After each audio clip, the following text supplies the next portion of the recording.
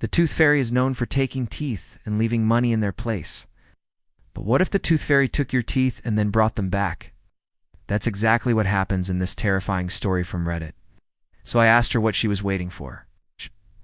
She said that she had put a tooth under her pillow and was waiting for the tooth fairy. It was my tooth that I had put under my pillow the night before, and next to it were 19 other teeth, none of which were mine. My sister's jaw dropped and she started crying, because all of the teeth looked like they had come from her mouth. When my daughter lost her first tooth, we made a big deal out of it. We called her father, who was on deployment, to let him know and everything. She got a nice little present from him too. Then the following week, she lost another tooth. Again, we made a big deal out of it. And again, her dad was informed. He was actually coming home in 2 weeks, so he decided to hold on to the tooth until he got back, so that he could be the one to give her the money. 2 weeks later, her dad came home, and she excitedly showed him the tooth that she had been keeping in a little box. He gave her the money, and off she went to put it under her pillow. In the morning, she got a small box in place of the money. Inside was her tooth back, along with a tiny note that simply said, "Keep the change." To this day, we have no idea whose teeth they were or where they came from. Or maybe you've had an encounter with the tooth fairy that you can share. Leave a comment and let us know. If you enjoyed this video, make sure to check out more content. With that, thanks for watching, and we'll see you next time. The tooth fairy must have been really generous that night, but I'm just glad that she didn't take my tooth.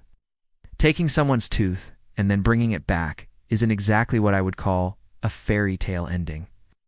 I told her that the tooth fairy wasn't real, but she insisted that she was going to get a little pouch of money.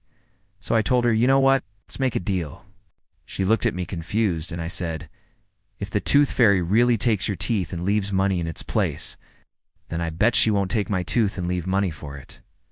She thought about it for a second and said, okay, you can do that. So we went downstairs to get a glass of water, and I put my tooth under my pillow. I was home for Christmas, and my sister, who's 6, was still up, even though she had to be up at the crack of dawn for Santa.